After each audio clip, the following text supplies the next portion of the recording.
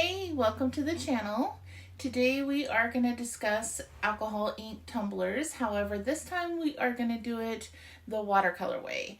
So basically what you are doing is you are hand painting your tumbler using alcohol ink and rubbing alcohol. It takes a lot more time this way and a lot of patience. The one that I'm about to show you took me a couple hours to hand paint, but you get so much reward with your product because it really is one of a kind and you can make it however you want it to be. If you're looking for an easier tutorial on alcohol inks, go ahead and check out the one before this. It's a much simpler way to do the alcohol inks, but if you are wanting to learn how to hand paint them and get the vein look to them, then go ahead and check this out.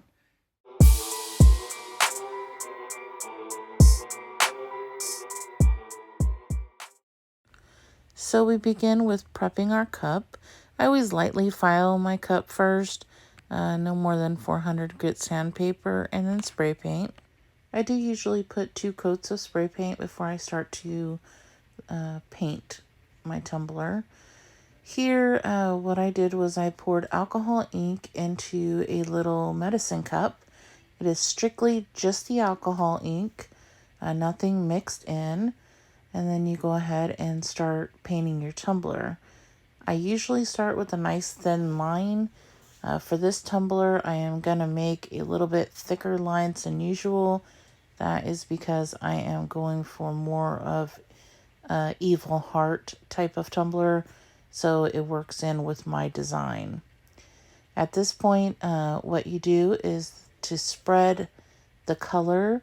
You're going to dip your paintbrush inside of the rubbing alcohol, and then I usually put my paintbrush right about the center of my paint line and start spreading it out on one side and then move over to the other side. The more rubbing alcohol that you use, the lighter your color is going to be. So if you're looking for a darker color around that line, then you're going to use less rubbing alcohol. If you're wanting to kind of lighten it up, so you see as I start spreading out, the purple kind of turns into pink. That is because I am adding additional rubbing alcohol to my paintbrush to kind of give the look that I want. There is no rhyme or reason as far as where you're painting it. I like to kind of swirl mine out, almost like a floral pattern.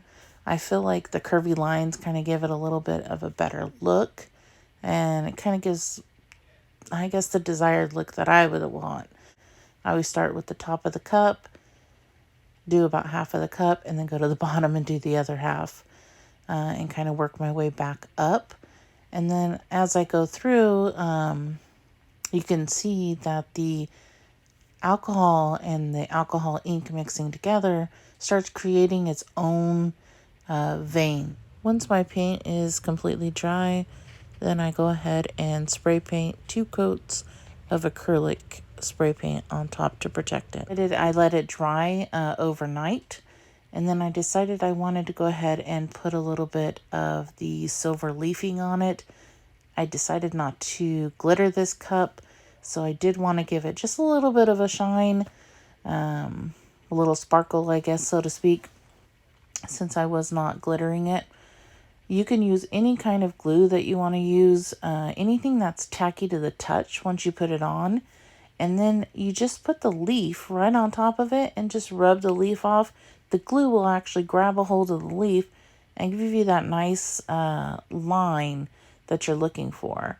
Sometimes when making these, I will make my lines go the exact same way so that there is some symmetry there. For this one, I wanted to kind of do a little bit of a mixture. I got halfway through and realized that I did not cut my design yet to put on my cup. So I went ahead and stopped, cut it, and put it on my cup. The reason why you want to do that is because you want to be able to lay your design down before you get the leafing on, because otherwise you're going to have your design going over the leafing, and that kind of defeats the purpose there. So I went ahead and put my design on and then continued leafing throughout the cup wherever I felt like I wanted a little bit of shine. I went along the vein lines a little bit to kind of make them stand out more. I did want to show off a little more of the dark purple rather than the pink. And then that way it gives it kind of the evil heart desired look that I was going for. I then put 2 layers of resin on top of this. One layer, let it dry, and then another layer. I do want to say a special thank you to my son Dawson for mixing my music for me for this video. I really appreciate it. And here is the end result of what the tumbler ended up looking like.